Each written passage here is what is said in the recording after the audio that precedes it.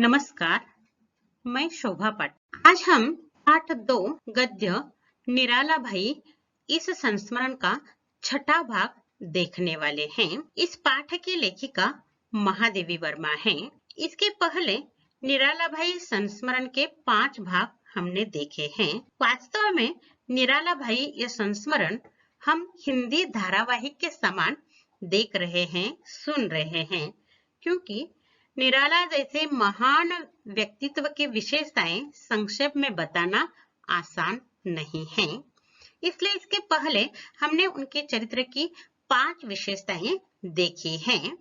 आज हम छठी विशेषता देखने वाले हैं। इस छठे गद्यांश में महादेवी वर्मा ने निराला भाई को जो नजदीक से पहचाना है, समझा है, इसके बारे में लिखा है। निराला जी के व्यक्तित्व की ये विशेषताएं देखिए, 3 विशेषताएं हैं उनके बारे में। वे ऊपर से कुछ दिखाई देते हैं परंतु अंदर से कुछ अलग ही हैं। मतलब ऊपर से कठोर दिखने वाले, उनका हृदय बहुत ही कोमल है। ये उनकी चरित्र की एक विशेषता है। दूसरी विशेषता, वे हमेशा सत्य के मार्ग पर चलते रहे और इसके लिए उन्हें न जाने कितने दुख, यातना, वेदना सहन करनी पड़ी, परंतु उन्होंने अपना मार्ग नहीं छोड़ा। तीसरी विशेषता, वे अन्याय के प्रति अपने साहित्य के माध्यम से कठोर प्रहार करते हैं, परंतु किसी के प्रति उनके मन में ईर्ष्या, द्वेष, नफरत नहीं थी। वे स्वच्छ मन के, दिल से साफ आदमी थे। अन्याय के प्रति कठोरता थी, परंतु किसी व्यक्ति के प्रति उनके मन में कभी भी कठोरता नहीं दिखाई दी। और अगली विशेषता है कि वे क्रांतिकारी व्यक्तित्व थे। मतलब उनके मन में अगर कोई किसी विषय के बारे में उन्होंने संकल्प किया, दृढ़ निश्चय किया, तो वे आगे पीछे न देखते हुए आंधी तूफान की तरह उस कार्य को वे पूरे करते थे। यानी कि किसी भी तरह के किसी के दबाव में वे लाचारी स्वीकार नहीं करते थे, वे कार्य करके ही रहते थे। ये 4 विशेषताएं उनके व्यक्तित्व की हम इस गद्यांश में देखने वाले हैं। इस गद्यांश को पढ़ने के पहले आशय बताते समय मैं एक आपको उदाहरण देती हूँ। आप सभी युवक युवती मन से बहुत संवेदनशील हैं, क्योंकि आप कौमार्य अवस्था से युवावस्था में पदार्पण कर रहे हो। संवेदनशील मन होने के कारण अगर किसी ने टोका या किसी ने उपदेश किया तो आपको अच्छा नहीं लगता और आप क्रोधित हो जाते हो। यह पाठ या यह गद्यांश पढ़ाने के पीछे यही उद्देश्य है। हमेशा यह बात बताई जाती है कि तुम ऐसा मत करो, समाज क्या कहेगा। वास्तव में हम समाज के डर से जो सच है उसे छिपाते हैं और झूठ के रूप में हम पेश आते हैं। निराला जी झूठ से कभी भी पेश नहीं आए। हिंदी के एक प्रसिद्ध व्यंग्यकार ने कहा है समाज के बारे में, समाज का बहुत बड़ा शौक है तमाशा करना और तमाशा देखना। दूसरों के घर में क्या चल रहा है इसमें बहुत दिलचस्पी होती है समाज को। इसलिए समाज क्या कहता है इसके बजाय मैं सही हूँ, मेरे परिवार के लिए, मेरे लिए, समाज के लिए, देश के लिए अच्छा कार्य कर रहा हूँ, तो समाज से डरने की जरूरत नहीं है। हमेशा हम समाज क्या कहेगा इस डर से कभी कभी गलत निर्णय भी ले सकते हैं। यह बात यहाँ महत्वपूर्ण है। यह गद्यांश पढ़ते समय आप ध्यान से सुनिए। जो कुछ भी अच्छा कार्य है उसे छिपाने की जरूरत नहीं है। अपने अभिभावकों के साथ या शिक्षकों के साथ आप इसके बारे में पूछ सकते हो, मार्गदर्शन ले सकते हो, अपना कार्य और अधिक अच्छी तरह से कर सकते हो, परंतु छिपाने की कोई जरूरत नहीं है। इस गद्यांश पढ़ाने के पीछे यही उद्देश्य है। अब हम एक एक परिचित पढ़ते जाएंगे। देखिए, पहला परिचित। निराला जी अपने शरीर, जीवन और साहित्य सभी में असाधारण हैं। उनमें विरोधी तत्वों की भी सामंजस्यपूर्ण संधि है। उनका विशाल डीलडौल देखने वाले के हृदय में जो आतंक उत्पन्न कर देता है, उसे उनकी मुख की सरल आत्मीयता दूर करती चलती है। देखिए, 4 पंक्तियों का छोटा सा परिचय है, बहुत सारी महत्वपूर्ण बातें हैं। निराला जी को असाधारण व्यक्तित्व कहा है, जो साधारण नहीं है, प्रवाह के विरुद्ध जाने वाला ये व्यक्तित्व है, इसलिए तो उनका नाम निराला है। उनके जीवन में ये बातें असाधारण है। कौन सा? शरीर बहुत ही विशालकाय था, जीवन बहुत अस्त व्यस्त था और साहित्य बहुत महान, अद्वितीय, असाधारण था। इसलिए लेखिका यहाँ कहती है उनका शरीर, जीवन और साहित्य सभी में वे असाधारण हैं। उनमें विरोधी तत्वों की भी सामंजस्यपूर्ण संधि है, यानी दिखते कठोर हैं परंतु मन से बहुत सहृदय हैं। इन दोनों में सामंजस्यपूर्ण संधि, संधि करते यहाँ मेल है, संयोग है, जोड़ है। उनका विशाल डील डौल देखने वाले के हृदय में जो आतंक उत्पन्न कर देता है उसे उनके मुख की सरल आत्मीयता दूर करती चलती है। अगर हम दूर से उन्हें देखें तो उनका विशाल काय डील डौल का अर्थ कद काटी, या दूर से विशाल काय दिखाई देने वाला उनका शरीर आतंक उत्पन्न कर देता है। आतंक मतलब भय, डर, दबदबा उत्पन्न कर देता है, परंतु जैसे ही उनके साथ बातें होने लगती हैं, उनकी मुख की सरल आत्मीयता, आत्मीयता मतलब अपनेपन का भाव जो है वो उनका डर, दबदबा दूर कराता चलता है। यह महत्वपूर्ण बात यहाँ लेखिका बताती है कि निराला जी दिखने में कठोर थे परंतु वास्तव में वे बहुत ही कोमल स्वभाव के थे, उनमें बहुत ही अपनेपन का भाव था। ये दो बातें यहाँ बताई हैं। इनमें दो आकलन कृतियां निकलती हैं। पहली आकलन कृति देखिए, निराला जी में ये असाधारण है। क्या असाधारण है? शरीर, जीवन, साहित्य, इनमें से दो उत्तर लिखना है। एक शब्द में उत्तर लिखिए या तालिका पूर्ण कीजिए के लिए पूछा जा सकता है। उनका विशाल डील डौल देखने वाले के हृदय में उत्पन्न कर देता है आतंक, मतलब विशालकाय शरीर देखकर देखने वाले के हृदय में भय उत्पन्न होता है, परंतु उनकी सरल आत्मीयता दूर करती चलती है। आत्मीयता मतलब अपनेपन का भाव। यहाँ इस परिच्छेद में दो कठिन शब्द आ गए हैं। पहला शब्द संधि, संधि मतलब मेल जोड़, और आत्मीयता मतलब अपनापन। डील डौल मतलब कद काटी, मतलब उनका लंबा चौड़ा शरीर देखकर लोगों को डर महसूस होता है। अगला परिच्छेद देखिए, सत्य का मार्ग सरल है, तर्क और संदेह की चक्करदार राह से उस तक पहुंचा नहीं जा सकता। इसी से जीवन के सत्य दृष्टाओं को हम बालकों जैसा सरल विश्वासी पाते हैं। निराला जी भी इसी परिवार के सदस्य हैं। निराला जी जिंदगी भर सत्य के मार्ग पर चलते रहे और उनका मत था सत्य का मार्ग बहुत सरल है, उसमें छिपाने की कोई जरूरत नहीं होती या संशय शंका लेने की जरूरत नहीं होती। तर्क मतलब दलील या लॉजिक, संशय के चक्करदार राह से सत्य तक पहुंचा नहीं जा सकता। सरलता से हम सत्य तक पहुंचते हैं, या झूठे बोलने की भी जरूरत नहीं और कुछ छिपाने की भी जरूरत नहीं। सरलता से हम सत्य के मार्ग से आगे बढ़ते हैं। जो मैंने अभी युवकों को कहा कि आपको सत्य का मार्ग बहुत सरल है, छिपाने की कोई जरूरत नहीं है। ऐसे इन्हें गिने लोग समाज में होते हैं और निराला जी इसी परिवार के सदस्य हैं, मतलब सत्यनिष्ठ व्यक्तित्व है।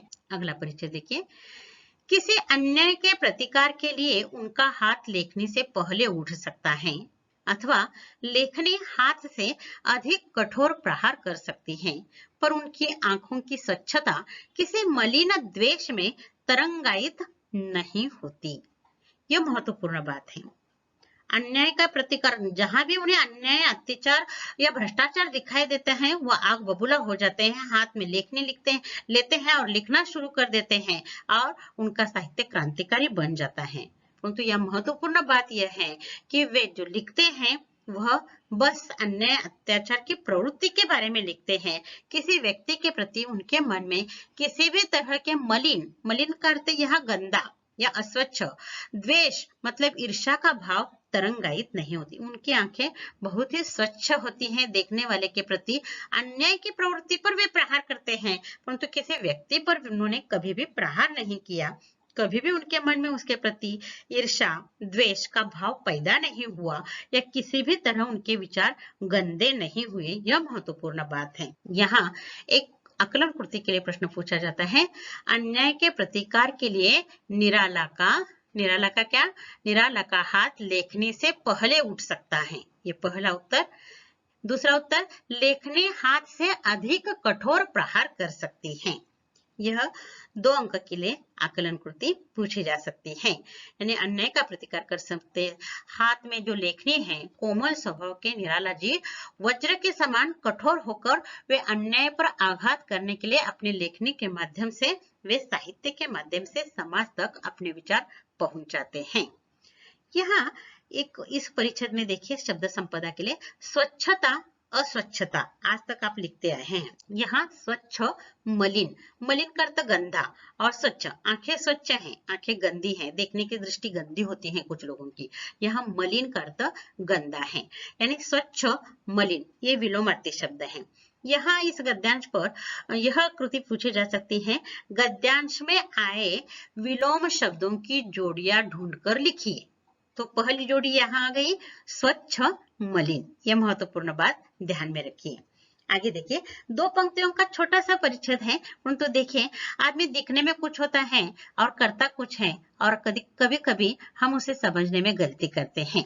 इसके बारे में है, देखिए ओठों की खिंची हुई सी रेखाओं में निश्चय की छाप है, पर उनमें क्रूरता की भंगिमा या घृणा की सिकुड़न नहीं मिल सकती।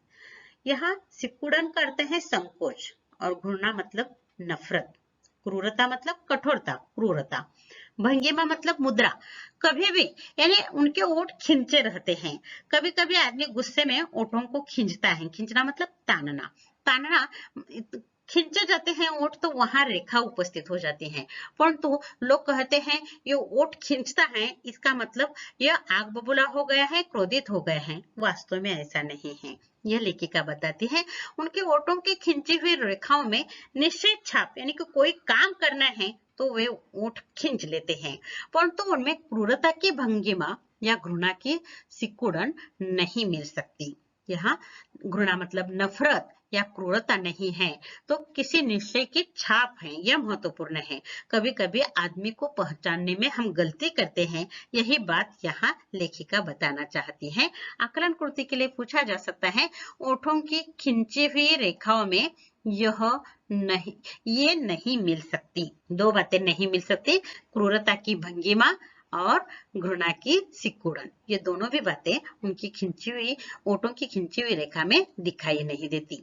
और कठिन अर्थ के लिए घृणा, नफरत, सिकुड़न, संकोच, भंगिमा, मुद्रा, क्रूरता, कठोर, यह महत्वपूर्ण कठिन शब्द हैं। आगे देखिए, क्रूरता और कायरता में वैसा ही संबंध है जैसा वृक्ष के जड़ में अव्यक्त रस और उसके फल के व्यक्त स्वाद में। निराला किसी से भयभीत नहीं, अतः किसी के प्रति क्रूर होना उनके लिए संभव नहीं। उनके तीखे व्यंग्य की विद्युत रेखा के पीछे सद्भाव के जल से भरा बादल रहता है। महत्वपूर्ण बात है, देखिए यह सहसंबंध के लिए भी पूछा जा सकता है। क्रूरता और कायरता में वैसा ही संबंध है जैसा, कैसा संबंध है, वृक्ष के जड़ में अव्यक्त रस और उसके फल के व्यक्त स्वाद में। क्रूरता और कायरता, कायरता का अर्थ डरपोक, क्रूरता मतलब कठोरता, उनका संबंध कैसा है, जैसा वृक्ष के जड़, जड़ मतलब मूल, जमीन के नीचे वृक्ष का मूल होता है, वह अव्यक्त रस लेता है और वह फल के रूप में व्यक्त स्वाद में वह परिवर्तित हो जाता है। यह महत्वपूर्ण बात है। निराला जी कभी भी किसी से भयभीत नहीं रहते थे, किसी के प्रति क्रूर होना उनका स्वभाव ही नहीं है, संभव ही नहीं है। वे डरते भी नहीं थे और डराते भी नहीं थे, परंतु उनके साहित्य की तीखी व्यंग्य के विद्युत रेखा के पीछे सद्भाव के जल से भरा बादल रहता है। बादल बरसने के पहले आकाश में बिजली चमचम करती है और फिर बादल का बरसना शुरू होता है। ठीक उसी तरह उनका तीखा व्यंग्य, तीखा मतलब यह बहुत ही तीव्र शब्दों में अन्याय पर प्रहार करते समय वे लिखते थे और वह साहित्य क्रांतिकारी बन जाता है। सद्भाव मतलब अच्छा भाव, अच्छे भाव के लिए, अच्छा सुधार के लिए वे क्रूर या तीव्र शब्दों में वे अपने विचार अपने साहित्य के माध्यम से व्यक्त करते थे। यहाँ विलोम शब्दों की दूसरी जोड़ी आ गई है, देखिए अव्यक्त व्यक्त, यह विलोम शब्द की जोड़ी है। हमने ऊपर देखा स्वच्छ मलिन, यहाँ अव्यक्त व्यक्त, और यहाँ क्रूरता और कायरता का सह संबंध कैसा है, वृक्ष के जड़ में अव्यक्त रस और फल के व्यक्त स्वाद में, इस तरह उनका सह संबंध है, यह भी ध्यान में रखिए। आगे देखिए अगला परिच्छेद, निराला जी विचार से क्रांतदर्शी और आचरण से क्रांतिकारी हैं। उस झंझा के समान जो हल्की वस्तुओं के साथ भारी वस्तुओं को भी उड़ा ले जाती हैं। उस मंद समीर जैसी नहीं जो सुगंध न मिले तो दुर्गंध का भार ही ढोता फिरता है। जिसे वे उपयोगी नहीं मानते उसके प्रति उनका किंचित मात्र भी मोह नहीं, चाहे तोड़ने योग्य वस्तुओं के साथ रक्षा के योग्य वस्तुएं भी नष्ट हो जाएं। थोड़ा सा कठिन है परंतु बात महत्वपूर्ण है। देखिए, उनका व्यक्तित्व आंधी तूफान की तरह था, क्रांतिकारी था। उनके विचार क्रांतदर्शी मतलब सर्वज्ञ थे। हाँ, यहाँ एक महत्वपूर्ण बात देखिए, क्रांतदर्शी मतलब सर्वज्ञ। अगर मैंने छात्रों को बताया सर्वज्ञ तो वे भी ज्ञ लिखते हैं, उसका उच्चार ज्ञ है और वर्ण ज्ञ है, इसलिए सर्वज्ञ यह भी चलता है। ये कभी कभी ऐसा कहा जाता है कि हिंदी में ऐसा कहा जाता है, कहना को कहना, बहन को बहन, परंतु छात्र वर्तनी में गलती करते हैं। इसलिए जैसा देवनागरी में लिखा है वैसा ही उच्चारण महत्वपूर्ण है, क्योंकि छात्र ध्वनि विज्ञान, भाषा विज्ञान तो अभी तक पढ़े नहीं हैं, भाषा का इतना गहरा ज्ञान उनके पास नहीं है। जो शिक्षक उच्चारण करते हैं वैसे छात्र लिखते हैं, इसलिए सर्वज्ञ या सर्वज्ञ यह उच्चार भी चलता है। बहन, बहन यह भी महत्वपूर्ण है। किसी भाषा में स्त्री स्त्री कहा जाता है, छात्र स्त्री लिखते हैं, ये भी लिखते हैं, यानी उन्हें अभी तक स्वर व्यंजन का इतना ज्ञान नहीं है जो बचपन में वे पढ़े हैं। इसलिए ध्यान में रखिए, क्रांतदर्शी मतलब सर्वज्ञ, सर्वज्ञ, यह महत्वपूर्ण बात है। आचरण मतलब व्यवहार, व्यवहार से वे क्रांतिकारी थे। उन्हें अन्याय बिल्कुल सहन नहीं होता था और अन्याय के प्रति उनके विचार क्रांतिकारी थे। एक शब्द के उत्तर के लिए यह पूछा जा सकता है, विचार से क्रांतिदर्शी और आचरण से क्रांतिकारी कौन है? निराला। यह महत्वपूर्ण बात है। वे उस झंझा के समान जो हल्की वस्तुओं के साथ भारी वस्तुओं की भी उड़ा ले जाती हैं। झंझा मतलब आंधी तूफान। अभी अभी अपने कोंकण में जो चक्रीय तूफान हो गया, वो देखा है कि उस आंधी तूफान में हल्की वस्तुओं के साथ भारी वस्तुएं भी तिनके के समान आकाश में उड़ती हुई हमें दिखाई दे रही थी। यानी उनका व्यक्तित्व उसी तरह था। कभी कभी वे विचार इतने क्रांतिकारी ढंग से प्रस्तुत करते थे कि उन्हें लाभ भी होता था और हानि भी होती थी, परंतु इसकी चिंता उन्होंने कभी भी नहीं की, क्योंकि उन्हें लाचारी पसंद नहीं थी। उस मंद समीर, मंद मतलब धीमी गति से बहने वाली वायु, समीर का मतलब है वायु, हवा। यह मंद गति से बहने वाली हवा के समान जैसे नहीं जो सुगंध न मिले तो दुर्गंध का भार ही ढोता फिरता है, या नहीं सुगंध नहीं तो दुर्गंध वो भी चलेगा, इस तरह के विचार नहीं, नहीं तो नहीं और है तो है, इस तरह का भाव उनमें दिखाई देता है। जिसे वे उपयोगी नहीं मानते उसके प्रति उनका किंचित मात्र भी मोह नहीं। जो उपयोगी नहीं है तो उसके प्रति मोह ही क्यों? इसलिए तोड़ने योग्य हो या रक्षा करने योग्य वस्तु उन्हें तुरंत नष्ट कर देते थे। यानी किसी झंझट में वे अटकते नहीं थे, तुरंत सरलता से आगे बढ़ना और जो दिखाई देता है, जो सही लगता है उसे स्वीकार करना, इस तरह का उनका स्वभाव था। इस परिच्छेद में विलोम शब्दों की दो जोड़ी आ गई हैं। देखिए, हल्की वस्तुओं के साथ भारी वस्तुओं को भी उड़ा ले जाती हैं। हल्की भारी विलोम शब्दों की जोड़ी है यह। दूसरी देखिए, सुगंध दुर्गंध, जो सुगंध न मिले तो दुर्गंध का भार ही ढोता फिरता है, यह भी विलोम। सुगंध दुर्गंध, हल्की भारी, व्यक्त अव्यक्त, स्वच्छ मलिन, इस तरह विलोम शब्दों की जोड़ियां इस गद्यांश में आ गई हैं, यह महत्वपूर्ण बात है।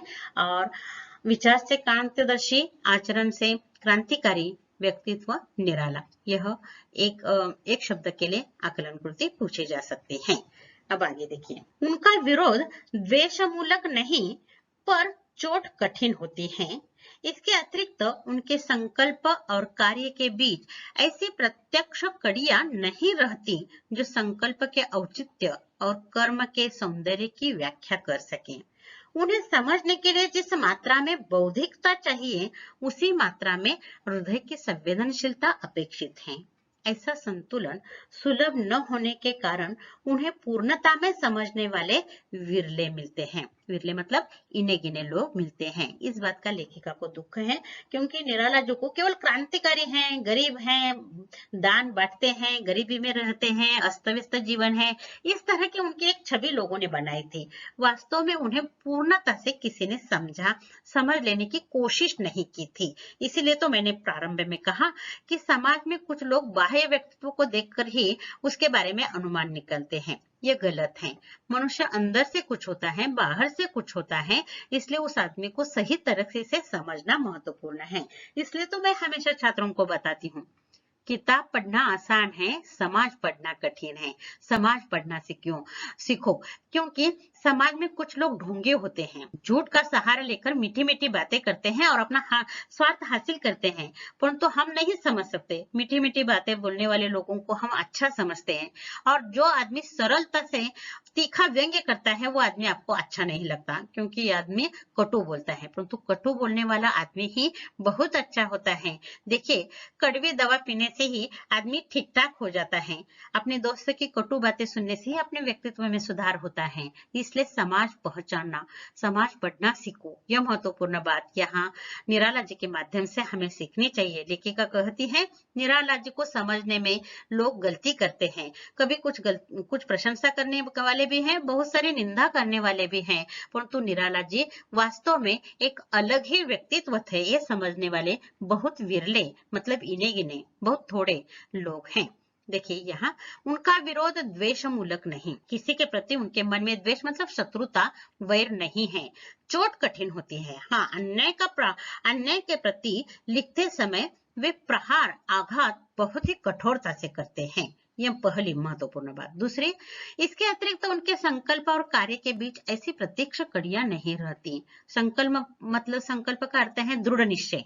एक बार उन्होंने अपने मन में दृढ़ निश्चय किया तो वे आगे पीछे नहीं देखते, वो कार्य पूरा करके ही रहते हैं। यानी कि यह संकल्प औचित्य मतलब उपयुक्तता, और कर्म मतलब कार्य अच्छा है, सुंदर है, वो उपयुक्त है, यह नहीं देखते। एक बार उन्होंने दृढ़ निश्चय किया तो वो कार्य करके ही रहते हैं। और इसलिए इस व्यक्तित्व को देखने में, समझने में बहुत सारे लोगों ने गलतियां की हैं। इसलिए लेखिका कहती है, अच्छे महान व्यक्तित्व को समझने के लिए उस बौद्धिकता का होना, हृदय की संवेदनशीलता का होना बहुत महत्वपूर्ण है। ये लेखिका ने यहाँ बताया है। ऐसा संतुलन सुलभ नहीं है। बौद्धिकता और संवेदनशीलता से लोगों को पहचानना इतनी आसान बात नहीं है। सुलभ नहीं है मतलब इतनी आसान बात नहीं है। उन्हें पूर्णता से समझने वाले विरले मिलते हैं। महान व्यक्तियों को समझने के लिए तुम्हारे पास बुद्धिमत्ता का होना, हृदय की संवेदनशीलता का होना आवश्यक है, और सही तरीके से इन लोगों को पहचानना आवश्यक है। यहाँ ये लेखिका ने यहाँ बताया है। इस परिच्छेद में संवेदनशीलता, बौद्धिकता, ये ता प्रत्यय वाले शब्द आए हैं, और भी आए हैं, क्रूरता, कायरता, आत्मीयता। ये ता प्रत्यय वाले शब्द इस गद्यांश में बहुत आ गए हैं, इसलिए ता प्रत्ययुक्त शब्द लिखे गद्यांश में आइए। यह आकलन कृति के लिए, शब्द संपदा के लिए पूछा जाता है। आकलन कृति के लिए एक महत्वपूर्ण बात यह है, निराला जी को समझने के लिए ये अपेक्षित है। कौन? बुद्धिमत्ता और संवेदनशीलता अपेक्षित है। महान व्यक्ति का कार्य महान होता है, उनका चलने का ढंग, रहने का ढंग, लिखने का ढंग अलग होता है। ये समझने के लिए हमारे पास बौद्धिकता और संवेदनशीलता का होना बहुत महत्वपूर्ण है। ये लेखिका यहाँ बताती है। और यहाँ यह गद्यांश समाप्त होता है। इस पर हम कृतियां देखते हैं। देखिए, यह गद्य पाठ है। कृति 1, निम्नलिखित पठित गद्यांश पढ़कर दी गई सूचनाओं के अनुसार कृतियां पूर्ण कीजिए। हमें 3 कृतियां करनी है, एक आकलन कृति, 2 शब्द संपदा और तीसरी अभिव्यक्ति। आकलन कृति में इसमें तरह तरह की आकलन कृतियां निकाली जा सकती हैं। देखिए, पहली कृति, उत्तर लिखिए, कारण लिखिए अथवा लिखिए। इस दृष्टि से देखिए, निराला जी इनमें असाधारण है। शरीर, जीवन, साहित्य, इनमें से कोई भी 2 लिखिए। दूसरी कृति देखिए, किसी अन्याय के प्रतिकार के लिए निराला जी का हाथ लेखनी से पहले उठ सकता है। ये पहला उत्तर। लेखनी हाथ से अधिक कठोर प्रहार कर सकती है। ये दूसरा उत्तर है। तीसरी आकलन कृति देखिए, ओठों की खिंची हुई सी रेखाओं में ये नहीं मिल सकती। क्रूरता की भंगिमा, घृणा की सिकुड़न, यह भी नहीं मिलती। निराला जी को समझने के लिए ये अपेक्षित है। बौद्धिकता, संवेदनशीलता। अगली आकलन कृति देखिए। तालिका पूर्ण कीजिए। एक, हल्की वस्तुओं के साथ भारी वस्तुओं को भी उड़ा ले जाती है। झंझा मतलब आंधी तूफान। दो, उनका विशाल डील डौल देखने वाले के हृदय में उत्पन्न कर देता है। आतंक, आतंक मतलब भय, डर, दबदबा। विचार से क्रांतदर्शी और आचरण से क्रांतिकारी। व्यक्तित्व निराला। उसका मार्ग सरल है। सत्य, सत्य का मार्ग सरल है। इस तरह के आकलन कृतियां पूछी जा सकती हैं। शब्द संपदा के लिए देखिए। गद्यांश में आई विलोम शब्दों की जोड़ियां ढूंढकर लिखिए। हमने देखी है 4 जोड़ियां आ गई हैं। हल्की, भारी, स्वच्छ, मलिन, अव्यक्त, व्यक्त, सुगंध, दुर्गंध, ये विलोम शब्दों की जोड़ियां। अगली कृति देखिए। गद्यांश में आए ता प्रत्ययुक्त शब्द लिखिए। आत्मीयता, स्वच्छता, क्रूरता, कायरता, ये ता प्रत्यय वाले शब्द आ गए हैं। अगली शब्द संपदा देखिए। पर्यायवाची शब्द लिखिए। समीर, हवा, वायु, चोट, आघात, प्रहार, आतंक, भय, डर, संधि, मेल, संयोग। इस तरह की शब्द संपदा की कृति पूछी जा सकती है। अभिव्यक्ति देखिए। वास्तव में इस पूरे गद्यांश में सत्यनिष्ठा, सत्य के मार्ग पर चलने वाले व्यक्ति की विशेषताएं बताई हैं। इसलिए मैंने यहाँ अभिव्यक्ति के लिए यह कृति निकाली है। सत्यनिष्ठ लोगों के बारे में आपके विचार लिखिए। लिखिए। मैंने उदाहरण के तौर पर कुछ मुद्दे आपके सामने रखे हैं। आपने अपनी जिंदगी में बचपन से पाठशाला में सत्यनिष्ठ लोगों के बारे में, महान व्यक्तियों की जन्मतिथि या स्मृति दिन के अवसर पर आपने शिक्षकों से बहुत कुछ सुना है। उसके बारे में लिखना अपेक्षित है और उसका आचरण करना भी महत्वपूर्ण है। देखिए, सत्य के मार्ग पर चलने वाले लोगों को सत्यनिष्ठ कहा जाता है। उनका जीवन यापन सीधा साधा सरल होता है। वे नारियल के समान ऊपर से कठोर दिखाई देते हैं, परंतु हृदय से मृदु, कोमल, आत्मीय और संवेदनशील होते हैं। इन सत्य द्रष्टाओं को हम बालक के समान सरल, निष्पाप, विश्वासी पाते हैं।